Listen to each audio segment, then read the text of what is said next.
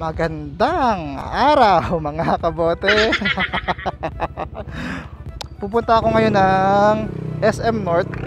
Meron tayong pipick upin na equipment for vlogging para makumpleto na yung vlogging equipment ko at matapos ang aking gastos.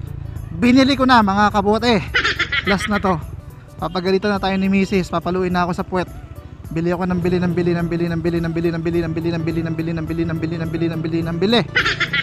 Ah shit. Traffic. Kung ano yung bibilin ko sa SM North, surprise. What? Surprise muna.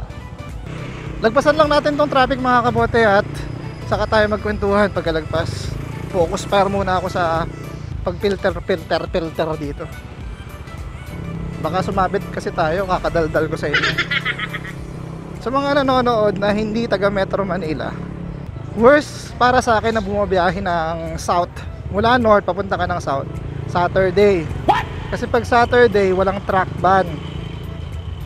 At the same time syempre weekday, so yung mga walang trabaho, yung mga walang pasok, pupunta ng SM, maraming tao, maraming mananakay, kaya matraffic. Kaya ayoko talaga nagbabiyahe ng Saturday. Almost always sa bahay lang talaga ako pag Saturday. Meron akong sales call, meron akong meeting for solar, so syempre hindi natin palalampasin. And at the same time may kukunin tayong gamit sa SM North. Yun muna yung una natin pupuntahan, SM North. Yan! So yun mga kapote, nakalagpas na tayo sa hinayupak na traffic sa Sabarte. Dito tayo sa Commonwealth. Ngayon guys, ang pag-uusapan natin ay mga vlogging equipment ko na ginagamit ko sa motovlog, saka sa pag-unbox. So yun mga kabote, i-discuss ko sa inyo in just basic details lahat ng ginagamit kong vlogging equipment. In 3, 2, 1. Whoop!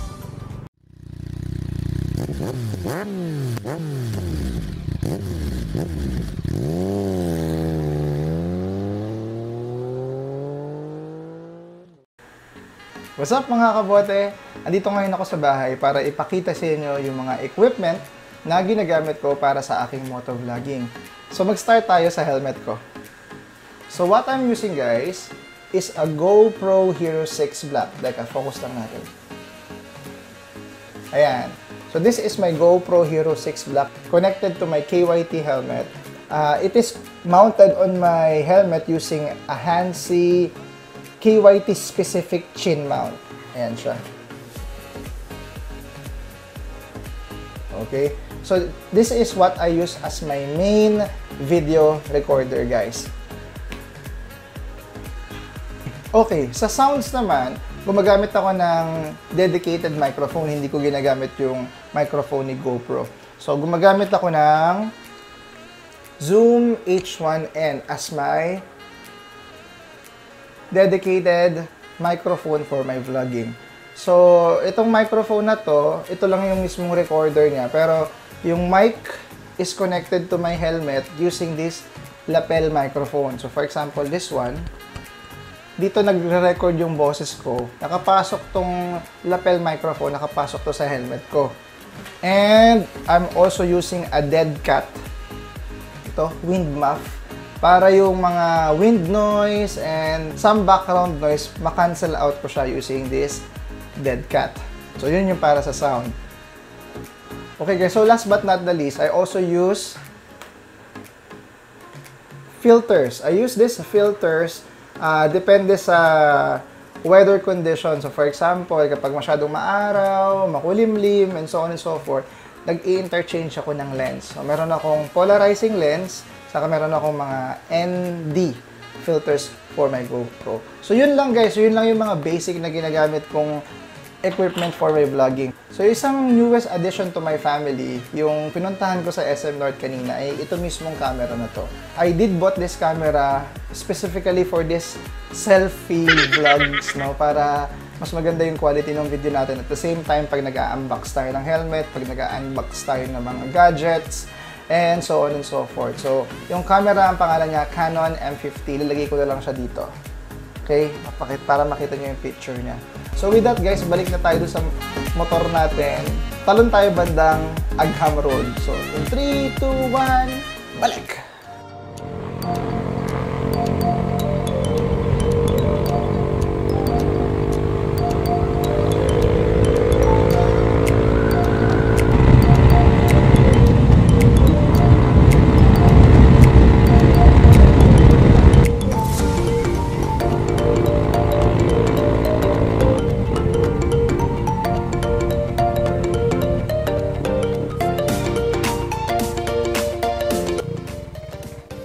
Sabi nila guys, if you can drive here in Manila, you can drive anywhere in the world. Nakita nyo ba yung road condition natin dito sa Metro Manila? Yung traffic condition, how worse, lalo na pag Saturday. Kaya kung marunong kang mag-drive dito sa Metro Manila, EDSA in particular, those cities na nadadaanan ng EDSA, Quezon City, Pasig, Mandaluyong, Makati, if you can survive driving in those cities, trust me, you can drive. You can drive anywhere in the world. Lapit na tayo sa SM North, natatanaw ko na. Mga 100 meters na lang, parking area na. We're here in SM North! Yahoo! Hi! Pagod baby. Wala saan parking motor? Tagal ko nang hindi nakakabalik dito sa SM North. Di ko na alam kung saan ang parking ng motor. Parking ng kotse kahit saan dyan, pero parking ng motor hindi ko na alam kung saan.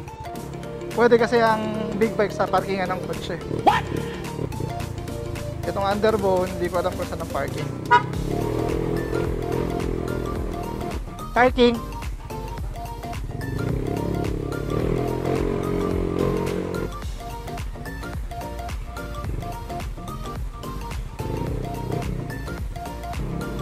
Pag sa mga ganitong corner guys, lalo na pag nasa Sierra Madre kayo or other places na masyadong hairpin yung corner, masyadong ma-curve, you always look for the apex of the turn. Dapat doon ka palagi tumitingin sa apex ng turn.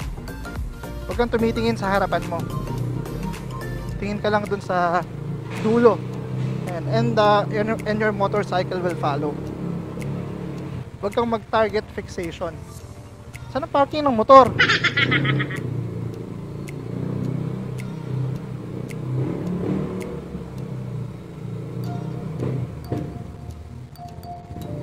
Ayun, doon.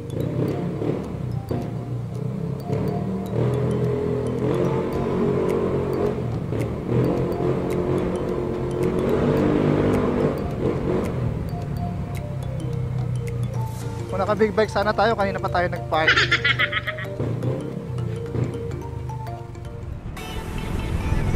So, yun mga sir. Sana nagustuhan nyo yung bago nating camera. Para sa inyo yan. Para mas maganda yung quality ng ating mga videos. Sa mga soon to be videos, sa mga unboxing, sa mga reviews, sa mga tutorials, and so on and so forth. Papunta pa ako ng Taytay Rizal. May meeting pa ako ng solar dun eh. Kailangan natin magtrabaho eh. Kaya, trabaho muna. I'll be ending this video guys. Don't forget to leave a like, hit the subscribe button, and i-share mo sa tropa mong lasinggero. Cheers mate! Babush!